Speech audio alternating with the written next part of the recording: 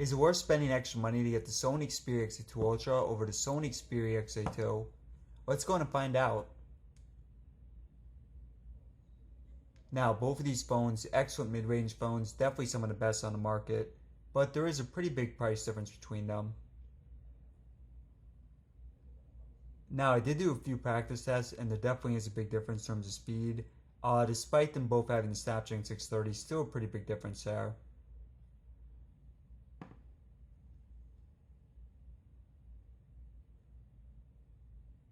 Now, on the XA2 Ultra, you also have a second camera on the front, two selfie cameras on the front, which is extremely rare for any phone.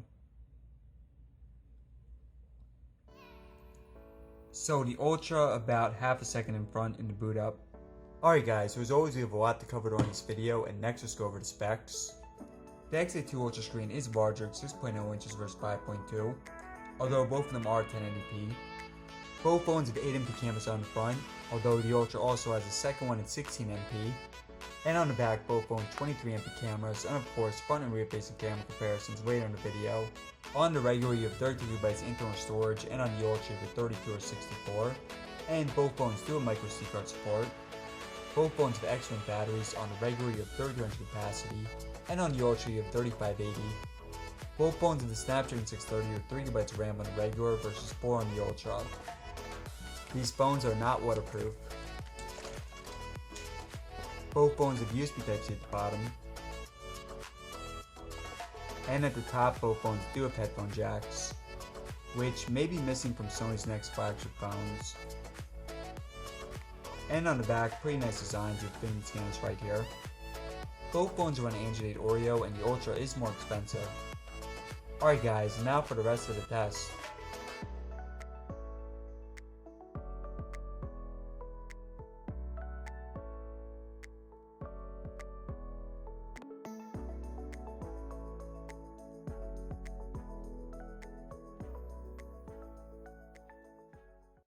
So everything's closed on both, and let's go ahead and zoom in a bit.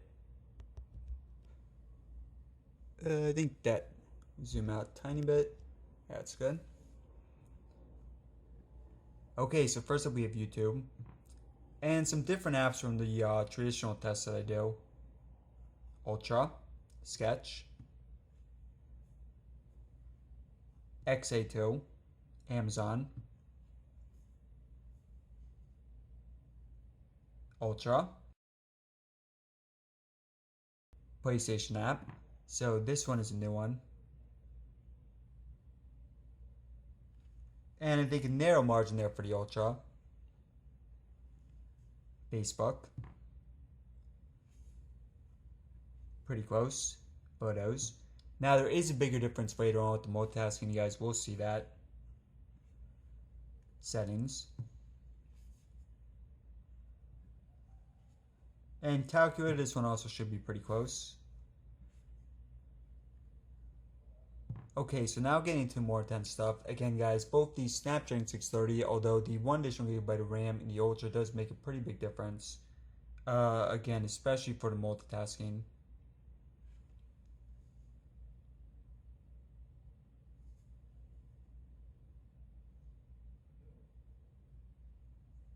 And this will go into the Ultra. Subway Surfers.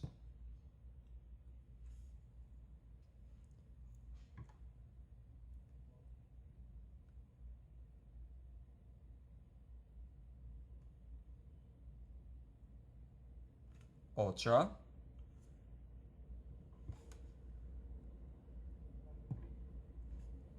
And final game, and then we also have a new version of AnTuTu that I'll show you in a second.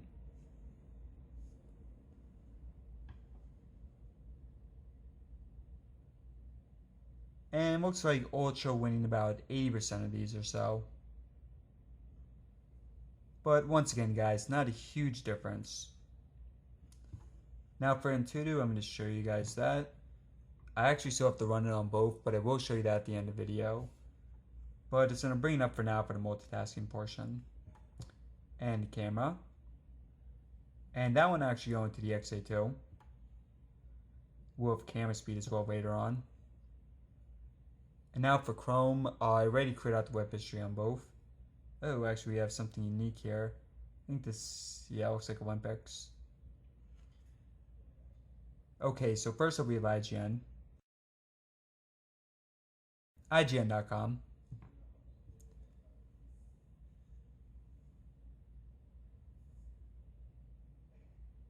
Now, Xperia phone's always pretty fast with the internet, but this one going to the XA2.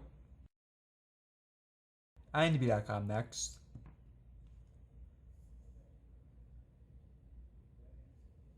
Ultra.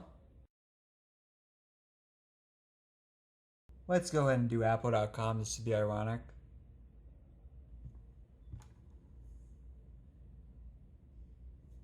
Ultra. And last one we'll do Sony.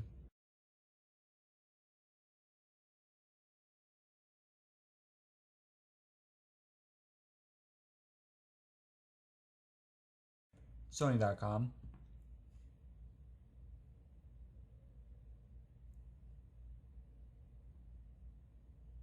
And this one going to the regulars, so I think web browsing pretty close, pretty split. Paradise, no copyright music. And next up we have the speaker comparison.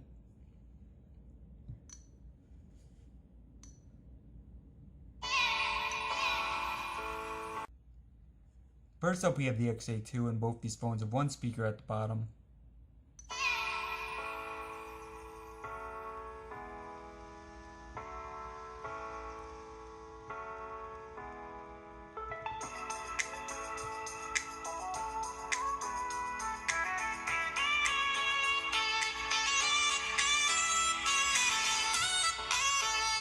And the Ultra.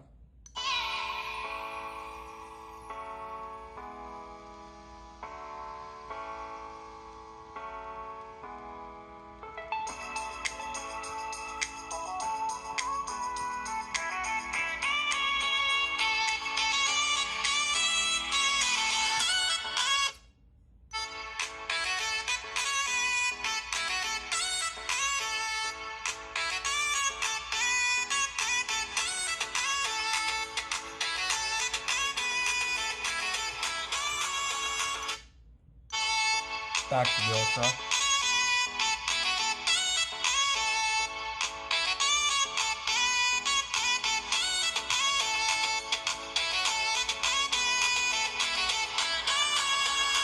And one more time on both.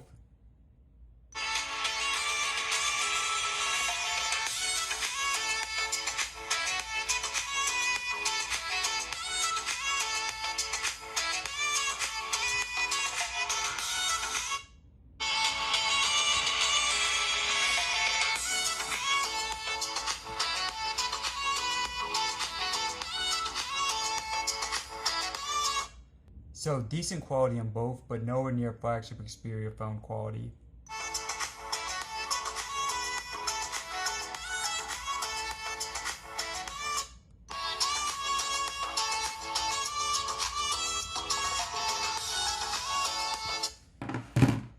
Okay, so we have fingerprint scanner next, and again right here on both.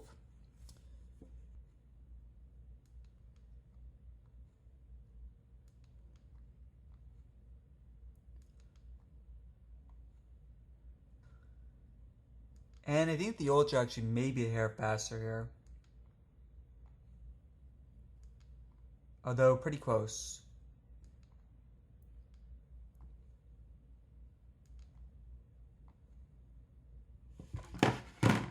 Okay, so now for the multitasking, and again guys, is a big difference here that you'll see. So first up we have YouTube. Restarting completely on the XA2. Sketch. So even basic stuff restarting there. But both of them retain Amazon. PlayStation. Now this one is restarting on both phones, but still a tiny bit faster there on the Ultra. Facebook. So restarting on both, but a bit faster on the Ultra. Photos. Pretty much the same thing there.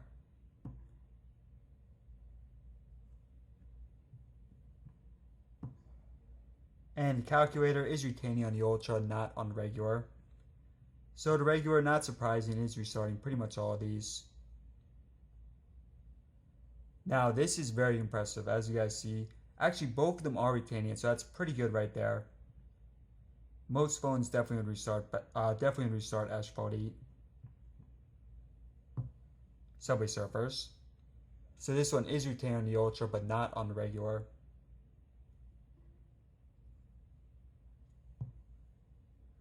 So already could have been playing some here.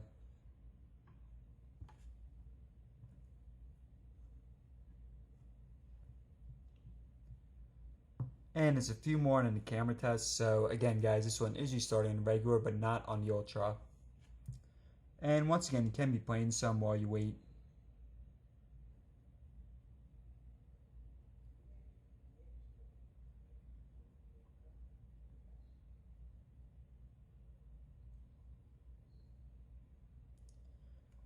Okay, so we have one or two more, and then the rest of the tests after that. AnTuTu. And I will be rerunning that camera. Starting on both, but a bit faster, and final one, Chrome. So pretty big advantage there for the Ultra in terms of the multitasking. And there's a quick look at the AnTuTu scores, so it's slightly higher on the Ultra. And next I'll be able to test the camera speed.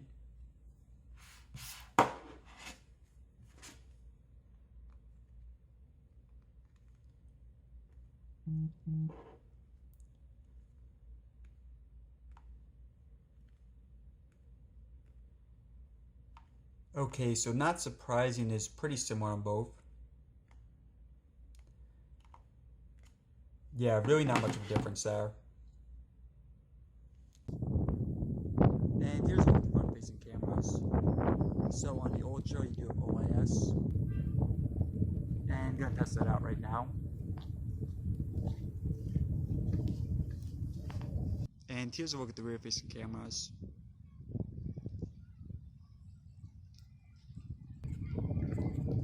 And test out the image stabilization. And you're going to take a look across the water there at the maximum zoom. And there's a look at the maximum zoom. So both of these phones, extra mid-range phones, but it really comes down to a few questions on whether you should get the XA2 Ultra over the XA2. Number one, if you care about having the second front-facing camera on the Ultra, and I do have a full video on that in the top right corner. Number two is if you care about the speed differences, and those are mostly in the multitasking portion. Number three is of course the size. And number four, do you think it's worth spending $100 extra on the Ultra over the original? So in my opinion, I would spend the extra money to get the Ultra, but we know in the comment section what you all think. So thanks for watching, hope you all enjoyed the video. Now if you liked the video and want some more, you can press the button below there to subscribe for more. Or you can press it in the corners for another video right now. And as always, thank you for watching.